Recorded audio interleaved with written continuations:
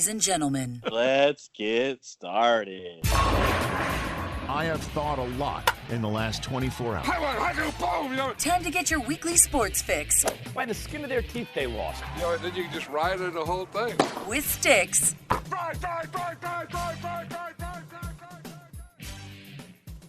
Take us to the final seg, homie. Ooh. Well, it has been a long time. It has been a long time. Since the last time we spoke, there has been a Thanksgiving holiday that jumped off and a whole week 12 that we talked about ahead of the time. And last time we left y'all, it was, thank God it's Saturday on Sunday. Word. My boy DC was damn near crying in a damn press conference about, well, he was crying about how hard that the Raiders are playing and effort that they're giving. Sorry that he's losing, showing how to be a real man. That's how you take responsibility for something, damn it. But in the same damn time as other people who getting kicked out of quarterback homiedom, Zach Wilson, man, I gotta boot him. Yeah, he's You can't just not take responsibility, not in New York. When somebody asks you, hey, you feel responsible for losing? I mean, the D was out there balling. Why do you feel? Nope. All he says is no. Nope. Where my mom's own girl at? You know what I'm saying? And I can't do that. I just think that you got to have, when I look for that, it's kind of like quarterback leader, not take all the yeah. I mean, he's a quarterback. You're a shield. Yeah, you have to. And you take all the good when you're throwing for 350 yards and your team's winning, but you can't take the blame for throwing for 112 yards and turning the ball over and not making good decisions. How can you not just sit up there and get up there and go, yeah, I put that on me. Right. Even if this shit wasn't your fault, how can you not be smart enough to go, man, I put that on me? That was all on me. The guys gave a 1,001% effort, and we gave it everything that we had, and 5 more cliches, but that's on me. And not many quarterbacks nowadays, or even before, even the arrogant quarterbacks like Steve Young and Joe Montana and freaking Dan Marino and all that, they, Peyton Manning and Tom Brady, John Elway, even TB12 will say, yeah, that's my fault. I should have made these plays.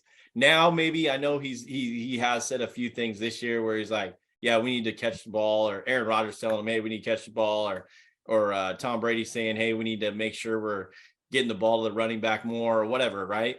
Right. But you're still taking responsibility, and that's a big knock on his character right there for Max. Zach Wilson for not I always call him Max. Zach Wilson for not taking responsibility. So at the same time, how do you feel about Lamar being highly upset about his own performance? He's a dude who internalizes. He'll get right to the damn podium and be like, I played like shit. I played like boop. Oh, we played like boop. You know what I'm saying? And he'll put it right out there and be like, that's not how we're supposed to get down. That's not what we planned. That's not what we did. How do you feel about dudes like that when he is another dude that's banking on himself in a contract year and he's literally defending himself? He's like negotiating for himself when we're talking about a Raven squad that's, in most people's opinion, underperforming, but I don't know if you can call underperforming 7-4 when everybody is damn 7-4, but they're not doing what we thought that they would do at this point. So what do you think about Lamar and his situation? I think that's the quarterback that you respect and you can pay because he's obviously a leader and just wants to be better. And, when we're talking about quarterbacks, Patrick Mahomes is the same way, right? He would always say that's on me. I just think Lamar is that guy that you're going to want there. And like we've referenced to, we're talking about the college quarterbacks, Lamar, did you say Lamar puts himself in a situation where he'll straight injury up a lot more? Well, no, I'm saying that Lamar, he'll get up to the podium and he'll take on everything and say that it was on him.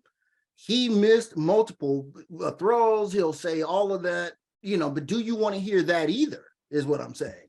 Yeah, I mean, with all the questions that they get asked these days, I mean, come on. I mean, there's always going to be something. If you could nitpick every single interview that they have after the game, there's going to be some nonsense question they get from the media. It's going to ask them something, and it's going to put them on the spot like that. So I'd rather him say, yeah, it's on me before he comes out there to cut those questions off for the most part, the best he can. I have no problem with that. So, I mean, either way, and is just in my own belief, even after any game I've ever played, it's like, my big, huge college and NFL career or whatever, or baseball career or whatever, it's always like you could do better, right? Exactly. You always have that self, motivation for yourself, however you played, to play better. So nothing against Lamar at all for saying that. Yeah, and that's the thing. I think that, these quarterbacks, they have to walk that fine line between being that huge, big head guy, because you have to have that. Yeah. And being humble enough to know that you need correction and there is still mistakes that are happening. To close that out real quick, but one thing I do want to say about Zach Wilson is, or ask you, does it look like he's even having fun playing football? Does it look like he even wants to be there? That's kind of the vibe. And when you answer a question like that, that gives me the vibe that, you know what? I don't think you even want to be here, whether it's New York or whether it's football or whether it's whatever it is. It just doesn't seem like he wants to be there. I mean, and there could be something to that. I thought that I saw a little bit of what I think you're seeing last year in Trev Lawrence. I thought that he was oh, I made a mistake. I don't want no parts of this.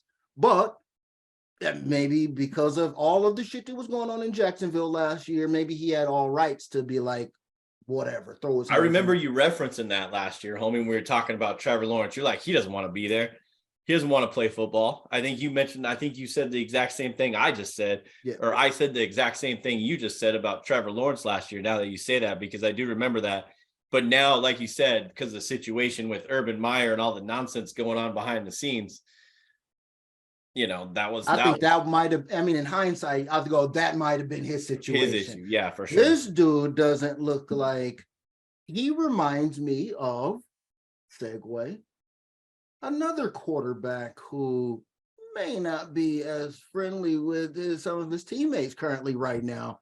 I alluded to this a little bit earlier. Ex-Seahawks, great Super Bowl champion quarterback, current Denver Broncos quarterback, Russell Wilson, seems like he is in a bit of a pickle. It looks like we just saw what maybe some of the Legion of Boom may have been complaining about. I think we might have just saw it in last week's game with defensive lineman Mike Purcell walking up to him while he's having a little OC QB coach convo about what we're about to do, and says, "Get your shit together," paraphrasing. Okay. Yeah. And let's go. And now, what do we think now? Now, clearly, y'all already have severed the cord with Russell Wilson, but now, outside looking in, tell me what you think about all of this and the kind of with the Legion of Boom and what they were saying. And now, look what.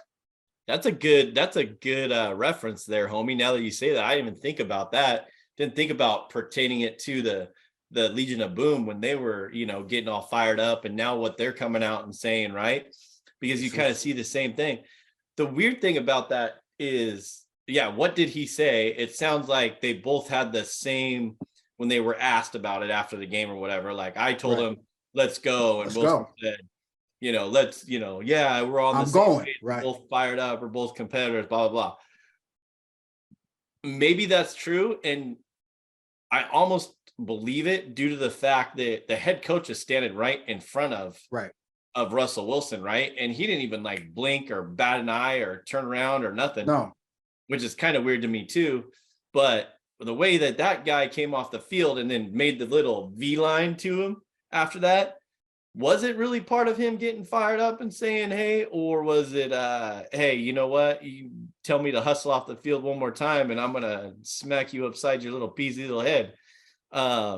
So yeah, I mean, you know how that most of that time it stays in house until after. If the Purcell dude, if he gets traded or he gets whacked, guess what he's gonna say when he gets asked about it? Hey, remember that time that you and Russell Wilson? Yeah, I told him to fuck off and Yeah. get to work. We're gonna hear all about that, and we'll hear about the entire locker room if he ever leaves that team or if anything happens. And I think that we just got a glimpse into, like I said, what has been kind of rumored about this entire time. If you even go all the way back to Golden Tate, and things along these lines, and old storylines that are, Pacific Northwest folklore, Seahawks folklore. Okay. Yeah.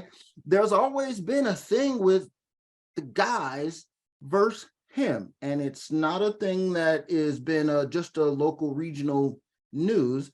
It's gotten to the face of national people who poke around, and they've heard some of the same things. When you hear a story get past Clayton here, and then get to Glazer and Stephen A and some of these other damn dudes, then you know that it's out here, right? So maybe this dude has a character flaw. Is he a forced self guy?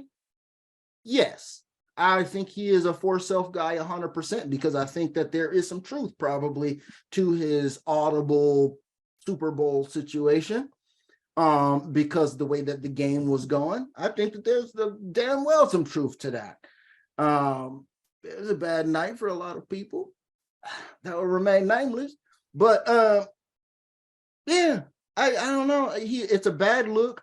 They gonna get Hackett fired. He's one and done. He's lame ducking for these last 5 weeks. There's no way Hackett is keeping that job, especially after not knowing shit earlier on in the year, and then that performance from an OC who was supposed to be Aaron Rodgers' golden boy. What? Right. You did almost got Aaron Rodgers to Denver before the Russell Wilson. So here it is. Denver, John Elway has no patience. Let's cash out Aaron Rodgers for Russell Wilson. It's back on. Rodgers to Denver. It's back on, baby. I would love that. It's back on.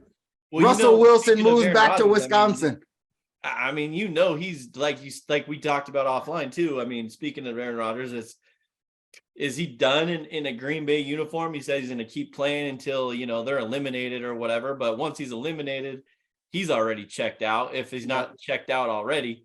So they gave him the money though. Yeah, they gave him the money though. So is he going to try to really force his way out now? So now you have to make deals match. So now are you going to see a blockbuster quarterback trade? I think so. Moving right along, man. Forget all that, man. This stupid stuff went on, man. This week, man, I told you that there's some chock-filled storylines going on for this week. What do we got? 6 division matchups. We got 2 double revenges, and we got the 49ers and the Dolphins going head up on some we both do the same thing kind of shit. So, there's some interesting stuff going on, man. Where do you want to start? San Francisco plays some defense, right? Yeah, that is very true. That is very true. Miami's had some big defensive games this year because I had them for fantasy, a couple nice 20-pointers a couple times, but that is absolutely true. They are very suspect in that. My power rank has that game. I don't even know. I must be way off from Vegas, or I'm seeing some stuff that they don't see, or probably they're seeing stuff that I don't see, but I have that game a pick 'em. So yeah, I think that San Francisco is better, or they're thinking Miami's worse. Well, your power chart is right on then, because you don't really factor in the home field anymore, nope. Right? And so Vegas kind of still does, because they have it at -4. So take away the 3, quote unquote, 3 points at home, -1 in favor of San Francisco. I would lean more towards the -1, but really if it's -1, it's really a pick 'em. Yep. In my opinion, but I would give San Francisco the favor at home against the Miami. You have to, right? You're Against and with the that master, with the travel, what's that?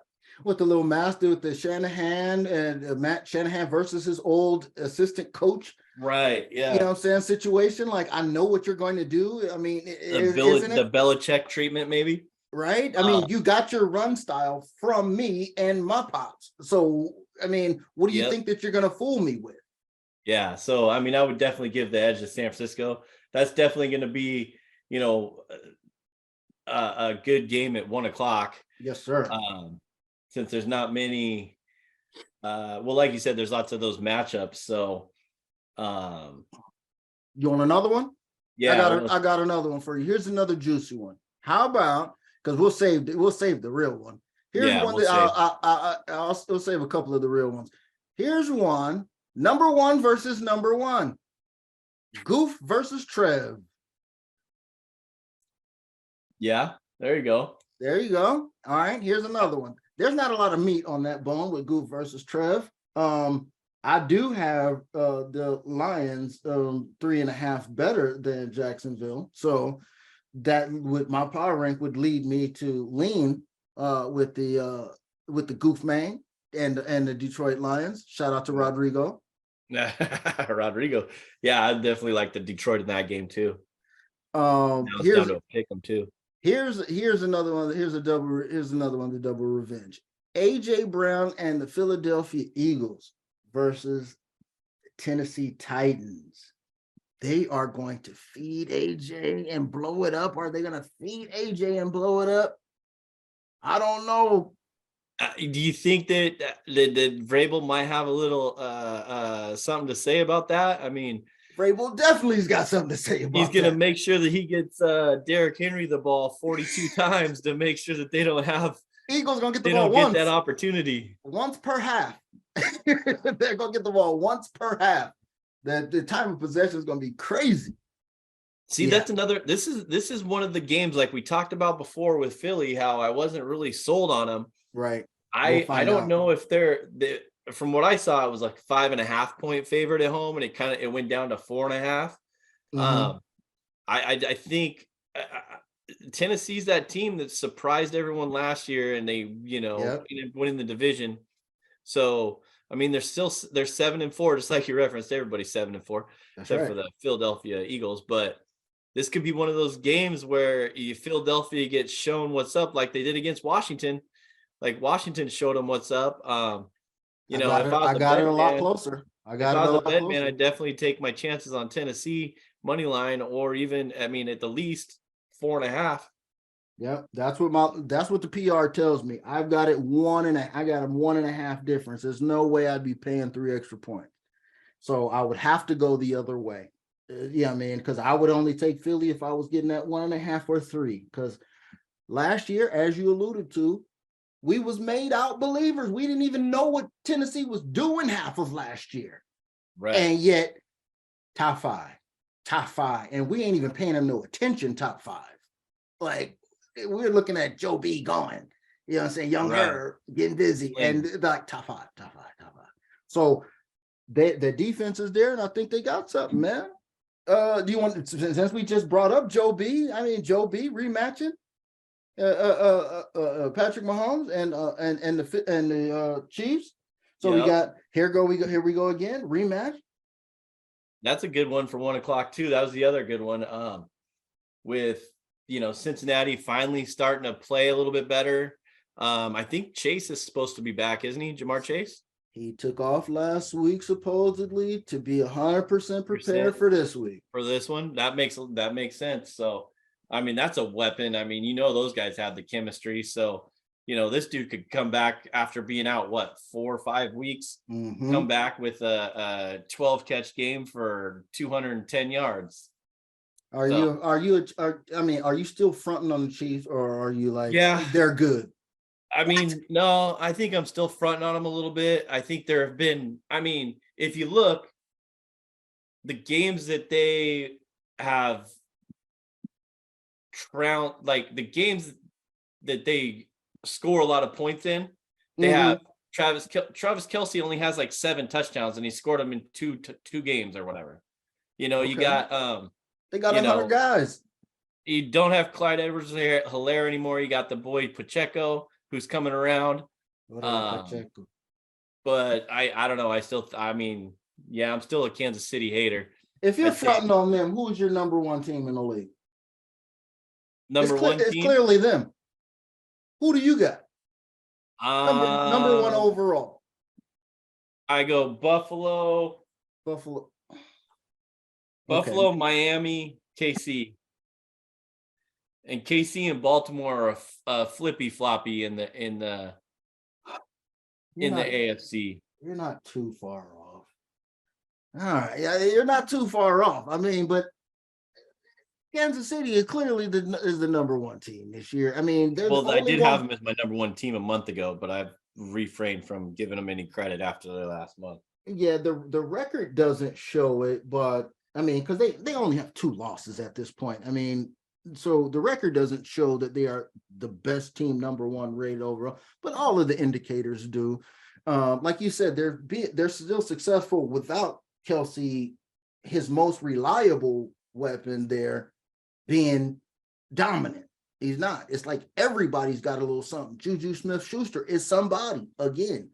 Yeah. If you got 3 names, you're balling over there. Valdez-Scantling is doing all right. Hardman, I don't know, he's been missing for the last couple of weeks. And then they add Darius Toney, who had a breakout week, enough for me to go pick him up. And then he does jack the week after, which is what Kansas City does because they spread the wealth. It could be anybody any week. It was like the old New England Patriots running backs. It's like you don't know which one to get in fantasy because it could be anybody. Man, look. Man, without further ado, man. Wait, no, I got 2 more for you real quick. Actually, I got one, and then you can go to yours because I know where you're going with this. And correct me if I'm wrong. The one before you get to the one you really want to talk about. I know you're fiending to talk about it. Green Bay is at Chicago, so we just talked about Aaron Rodgers a little bit. So that's gonna be a fun one to watch to see what happens there because. What kind of media questions is he going to get if Fields is healthy and Fields plays, and Fields can do what he can do, what he's supposed to do? Chicago wins this game easy. What if Aaron Rodgers doesn't own Chicago Bears? Hey, there you go. Those are the questions he's going to get asked. So, that's going to be great. Let's see. All right, homie.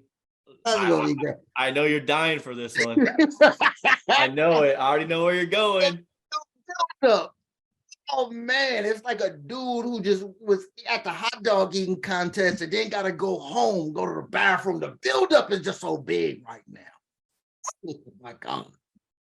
Man, the Cleveland massage table boys is back in the house wearing brown uniform. They took a shower first, so there's nothing dirty with their uniforms, just the name of the team, Cleveland Browns. They're bringing back what was pronounced by Dabo Swinney back in the day, the Michael Jordan of football, Deshaun Watson with everybody. Welcome back. Let me get a round of applause. You just said welcome back. You did not just say welcome back, Deshaun Watson. Welcome back, Deshaun Watson. And welcome back to you know what? Millions and millions of eyeballs paying attention. What the hell are you doing? Pre-game show. Do you think Brissett still has a job if they're 7-4 and not 4-7?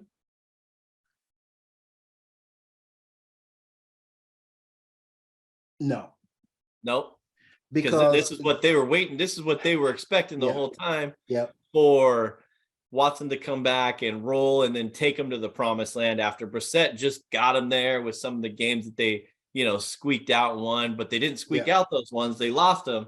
So now all that money they spent and they're going to put their faith in someone who hasn't played football in 700 days or whatever it is.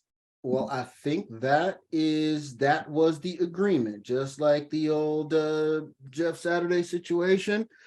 I think that was the agreement, and it's and a lot of the post game interviews that I seen him do when they were on the national games, a couple of the night games, in that one comeback that they had.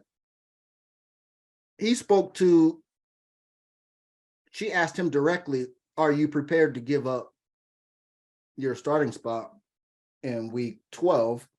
Which it was, I guess it was supposed to be week 12. It turned into week 13. I forgot what happened there. It was an 11-week suspension, I thought, but yeah, I don't think the bye week counts. Oh, there you go. So she asked him directly, and he says, "Oh, no, I'm 100% fine with it. I know exactly what I was facing going in." I remember he said that. So I don't think he's the type that's gonna, do all of that. He knew it wasn't his job when he got there. It was the dude's job already. So you hold down the fort, and I think that he did an admirable job.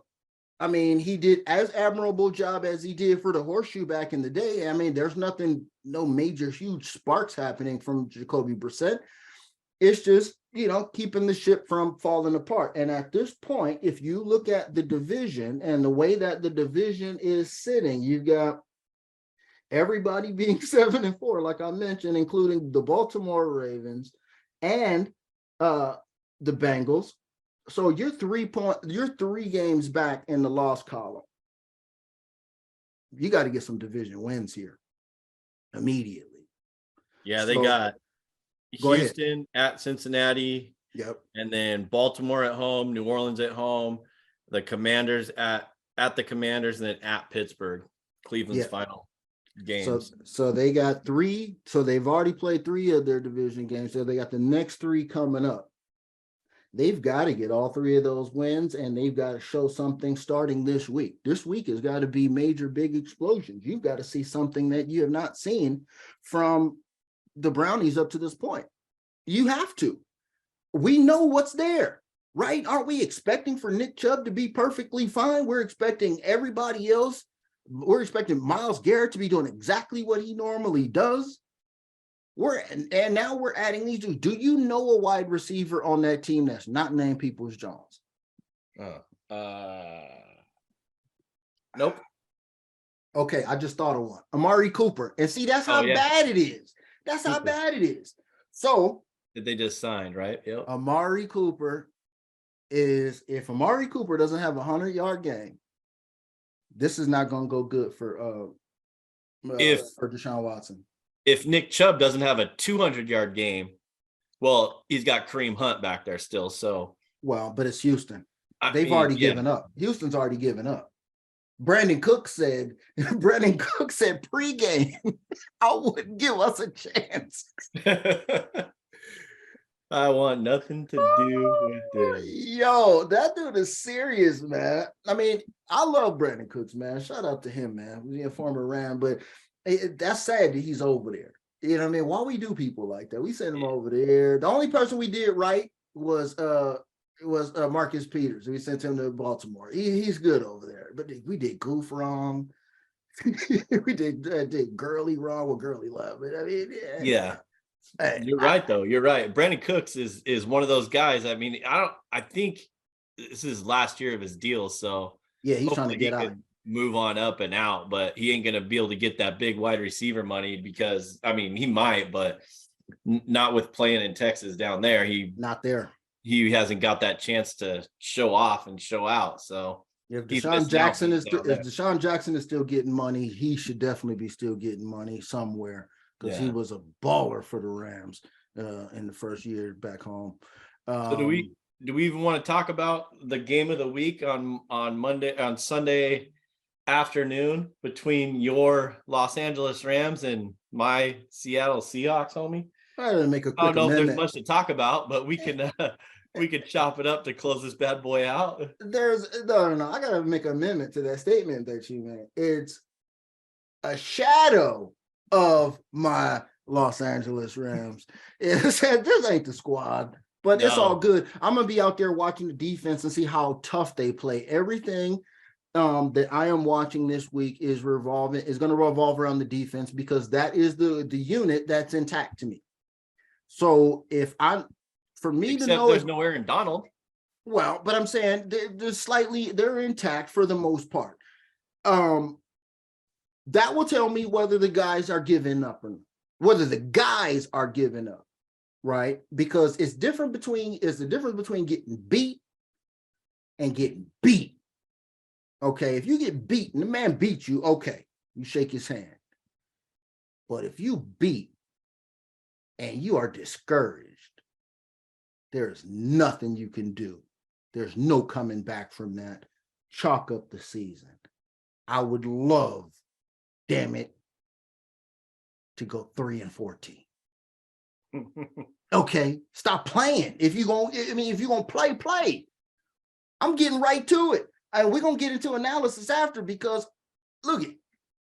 I wrote this footnote for myself and I don't want to forget it. Okay. Because I wanted to bring this up during hometown plays of the week, but I want to make sure that I don't forget this, because I know I will. Have you ever, you know, when you go check a matchup, ESPN, you go to the app and you go Seahawks versus Rams, boom. And then you scroll down, you see what day they play, and then it gives you a little summary right there. And then right below that, you see team leaders, and it says passing, rushing, and receiving. Damn it, it wasn't no name next to K9s.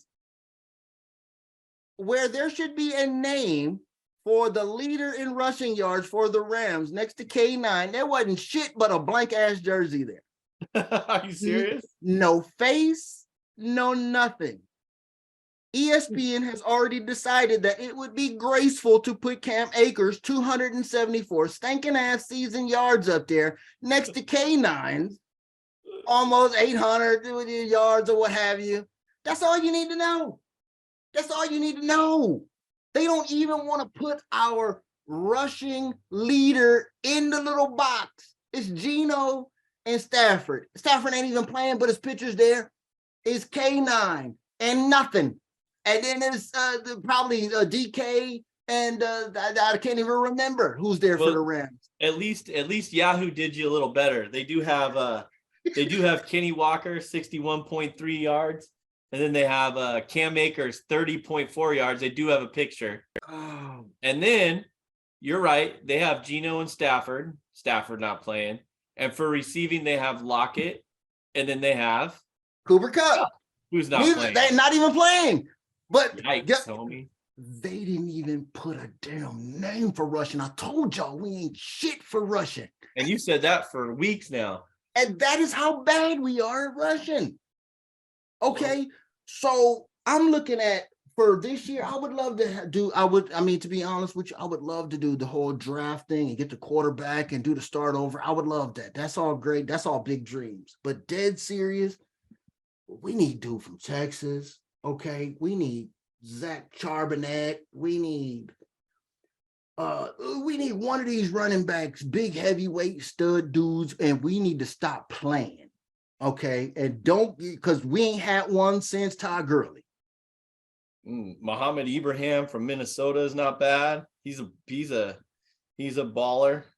I'm gonna have to check him out, because that's where I'm doing all, just like when y'all got K9, and I was super happy for y'all because I knew what y'all were about to land into. Yeah, that's where I'm going back to the well for the Rams this year. I'm looking at who these running backs are, because that's got to be a major concern, man. But wait till you hear these damn hometown plays of the week, man. Tell me what's going on with the Seahawks. Yeah, well, I was just looking at the schedule for the Rams. I forgot that the Seahawks they play now, and then they play week 18 also. So right, the Seahawks got that. I'm just trying to figure out who the Seahawks have left. Carolina, and then San Francisco at home, and then at KC, and then the Jets at home, and the Rams at home to finish it out. I'm saying they're going to have to get a sweep, but they can only lose one of those games, and they can't lose the one against San Francisco. The running game has been trash lately. K9 only has, 2 games over 100 yards, as one of the other games was like 97 or 98. Need to get that offensive line fixed. That game against the Raiders last week, for goodness sakes, the defense was back to the from back to the old where they were at the beginning of week 1, 2, 3, and 4, where they're just getting ran all over. They look like freaking USC's defense on Friday night, not being able to tackle a damn person.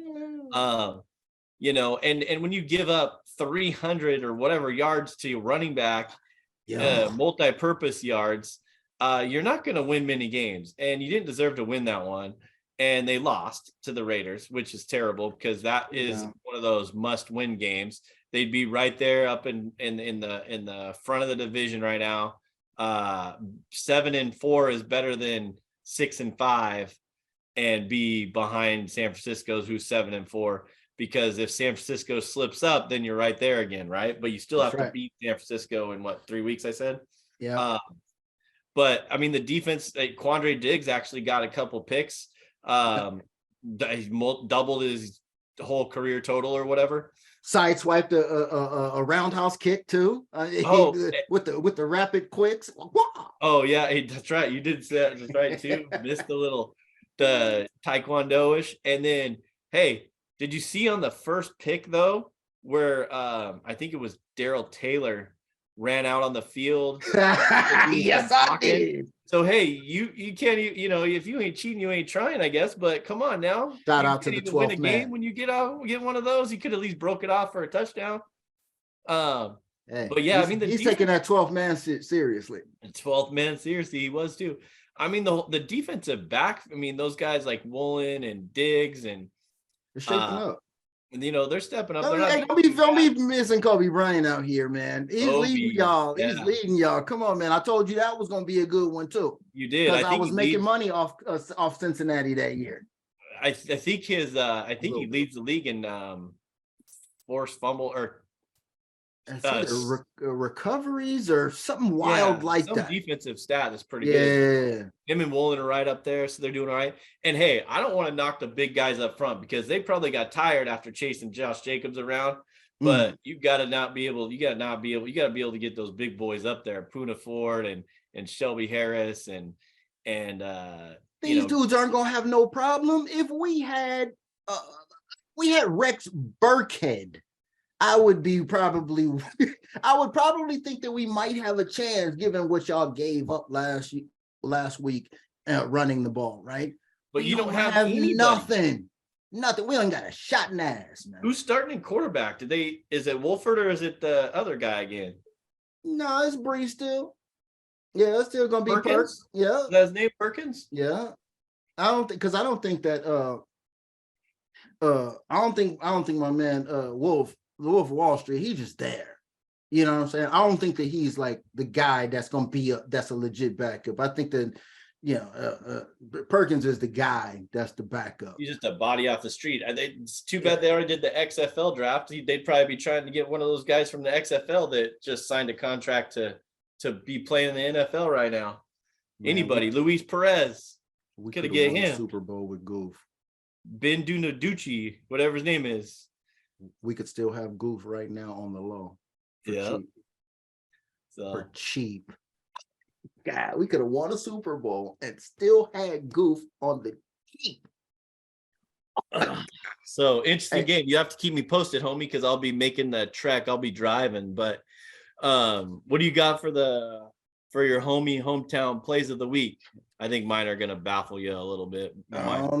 Hopefully, since we don't discuss this, that we don't cross wires, and keeping on the theme of double revenge and being a division game. This is triple revenge. You got division games, and then you got two teams that traded left dude to each other. Okay, Bobby Wagner back in the house. Go. Like I told you, that's all you need to know about the running game on our side. So I am telling you zero about offense. I have no idea. Shout out to Ben Skoranek. But he's gonna be your running back and your receiver. Yeah, that's right. He's gonna be Cordell Stewart out there. He's gonna be Josh Jacobs. Bobby Wagner. Okay, he is not. He's hosting this time, but not back in his old turf. He's hosting to play his old squad for the first time. Let's do it. And we're going to do it like we always do with some nice, solid Bobby Wagner numbers. This is Bobby Wagner focused, hometown play of the week. Bobby Wagner, sets the stage with 10 tackles. You might think, oh, well, that's not out of the ordinary for him. He's always all across the field. That ain't all. 1 sack, 1 interception, pièce de la résistance, cherry on the top, 1 forced fumble. This is Bobby Wagner all day. And if it don't happen, it was supposed to. Well, I got a few for you here, homie. Go. I got the good old-fashioned Kenneth Walker, 21 rushes, K9. 96 yards, and 1 touchdown. I have the defense is going to get 5 sacks. I think they're most in a game this year is like 3. They're going to get 5. And then here's the 2 kickers. 2? No pun intended. No puns? Over 3.5 field goals is a given with LA, R, and Seattle. That's a given. And I'm going to give you a final score, homie. 19 Seahawks. Oh, this is good. This is good. 13 Rams. Wow. See, you So are they cover. You're a damn charitable guy, man. I knew you was a charitable guy.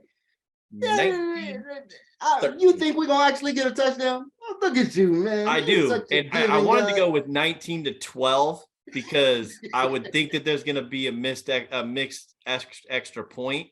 But Gay's too good. He's not gonna miss an extra point. Now he probably will.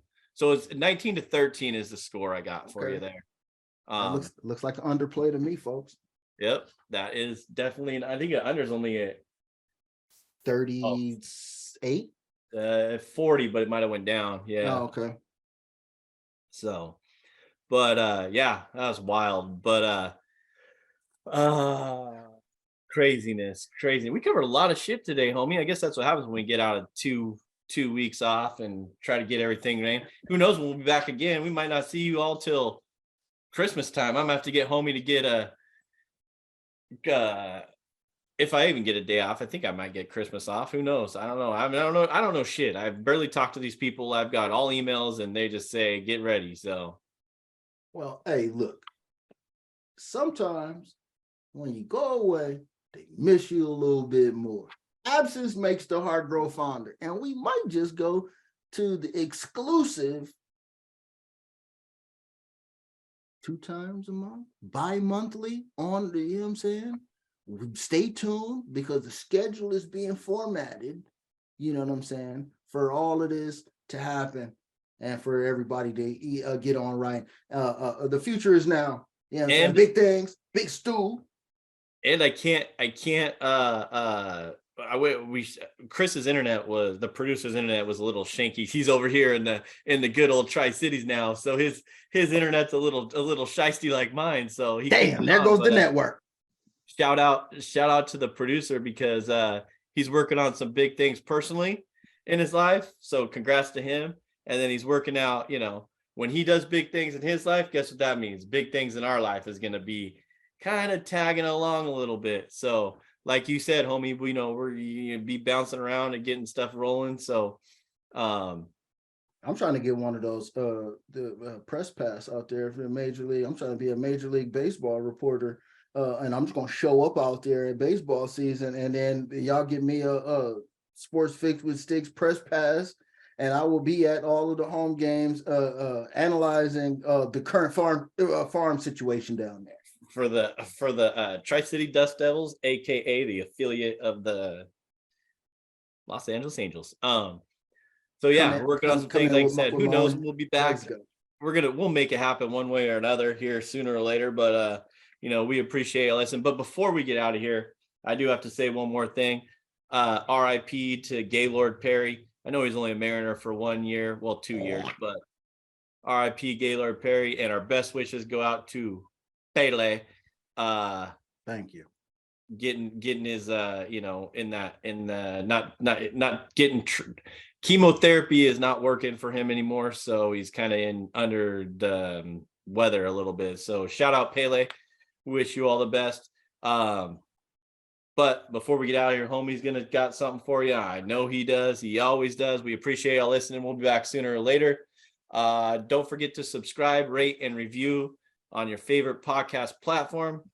Go to thisisfunner.com for more podcasts and online content. Grab some merch while you're there from the Funner family. You know what you need. It is a holiday time, and t-shirt here and there for the fam is good.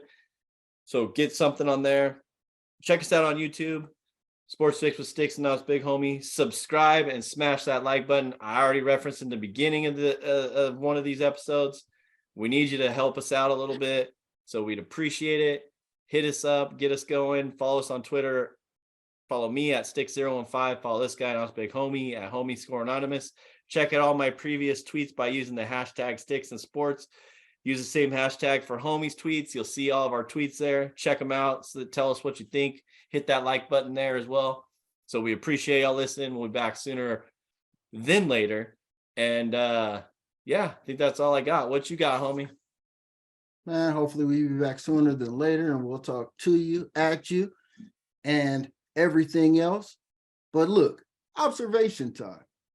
Sometimes you go to the store and you realize, damn, man, I haven't seen this in a long ass time.